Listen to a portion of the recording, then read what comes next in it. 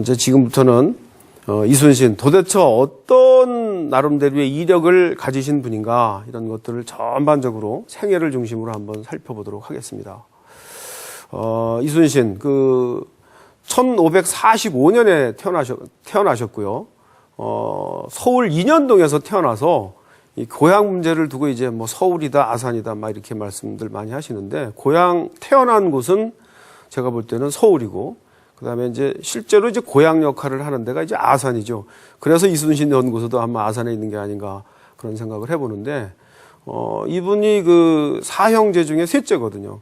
제일 큰 형이 희신, 요신, 셋째니까 순신, 우신. 이게 복희씨, 요임금, 순임금, 우임금 이런 중국의 그 성인 임금들을 이렇게 앞자를 따가지고 이제 이름을 졌거든요. 이제 이런 걸 보면 이순신의 부모님이나 이제 할아버지께서 그야말로 그 성군들의 신하 역할을 좀 해라. 그런 어떤 뜻을 가지고 아마 이름을 졌기 때문에 순신 그러면 순임금의 신하 같은 그런 어진 훌륭한 그런 신하가 되라. 아마 그런 뜻이 있었지 않나 그런 생각을 해보고요. 유년 시절의 이순신 모습은 어땠을까? 이때 여러분 잘 아시다시피 이제 서해 유성룡과 서울에서 이렇게 교분 관계가 있는데 이때 유성룡이라는 분이 이순신을 이렇게 보고서는 저 친구는 이 다음에 큰 장수가 될 리더가 될 어떤 그런 자질을 가지고 있구나. 그때 아마 이미지가 굉장히 좋아서 이 서해 유성룡이 사실은 이순신이 죽기까지 아마 이 철저히 뒤에서 이렇게 도와주고 해주는 후원자, 스폰서 역할을 한 게 아닌가 이제 그런 생각을 해보는데요. 이분이 22살까지는 요즘 부모님도 그런데 무과보다는 사실은 문과 시험을 준비하도록 이렇게 아마 부모님들이 권유를 한 것 같은데 그래서 22살까지는 이분이 문과 시험 준비를 해요. 그래서 여러분 이순신 그러면 생각나는 게 뭡니까? 한산도가 또 몇 편의 시가 있는데 이 시를 짓는다는 게 쉽지가 않거든요. 그래서 이분이 무인이지만 이런 나름대로의 품격 있는 문인적 소양을 갖출 수 있었던 까닭은 22살까지 이분이 문과 시험을 준비한 게 굉장히 큰 영향을 준 게 아닌가 그런 생각을 해봅니다. 그래서 이제 이렇게 봤을 때 어린 시절에 친구를 잘 둬야 된다. 그리고 인문적 교양 이런 것들도 충분히 풍부하게 쌓아놔야 나중에 리더가 됐을 때 훌륭한 어떤 리더가 될 수 있는 자질을 키울 게 아닌가 이제 이런 교훈을 우리가 생각해 볼 수 있고요. 이분이 21살 때 결혼을 하는데 그러니까 무과로 전향하기 전에 이제 결혼을 했죠. 그리고 나서는 이제 1년 뒤에 무과 시험을 준비하는데 그 과정에 장인어른이 큰 영향을 준 것 같아.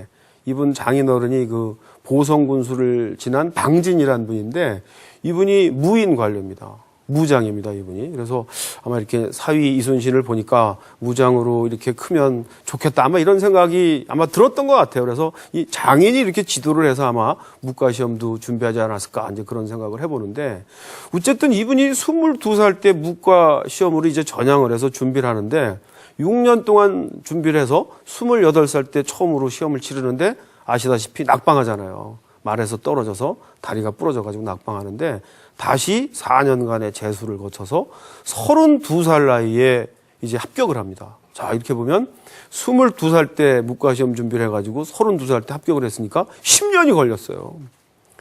이것도 굉장히 좋은 아마 위인 사례가 아닐까. 이순신 대기만성형이에요.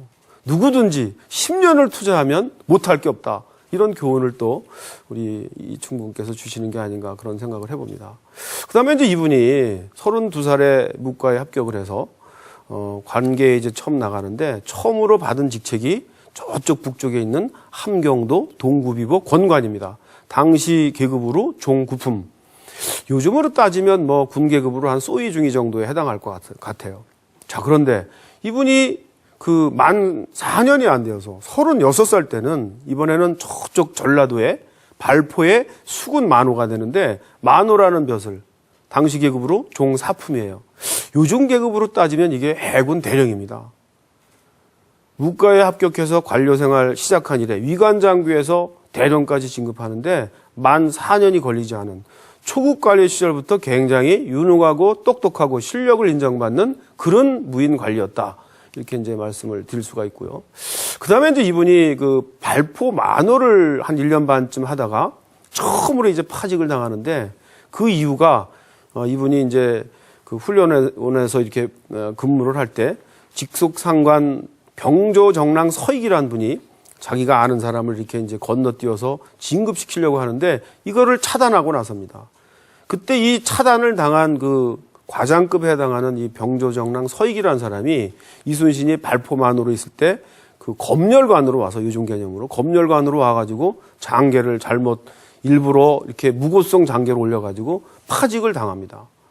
그리고는 이제 또 다시 위관장교까지 강등이 되고 또 이제 또 다시 이렇게 또 복직이 돼서 또 올라가고 이렇게 하면서 사실은 36살까지는 초고속 승진을 하는데 전라 좌수사로 발탁되기 전까지 이제 이렇게 강등이 되고 또 올라가고 하다 보니까 시련의 관료 생활을 합니다. 그 이유가 뭐냐? 결국은 불의와 타협하지 않는 이순신 이런 분들이 이제 직속 상관 중에는 뭐 잘 봐준 분도 있지만 또 개 중에는 또 이런 것들에 대해서 이제 꽃같게 보고 한번 이렇게 언젠가는 내가 응징할 거야. 이제 이런 분들이 생겨났겠죠. 그 당시나 지금이나 뭐 다를 바가 없지 않겠습니까? 이제 그렇게 하다 보니까 이제 이분이 백의종건도 하고 파직도 당하는 그런 시련의 관료 생활을 한 게 아닌가 그런 생각을 해봅니다.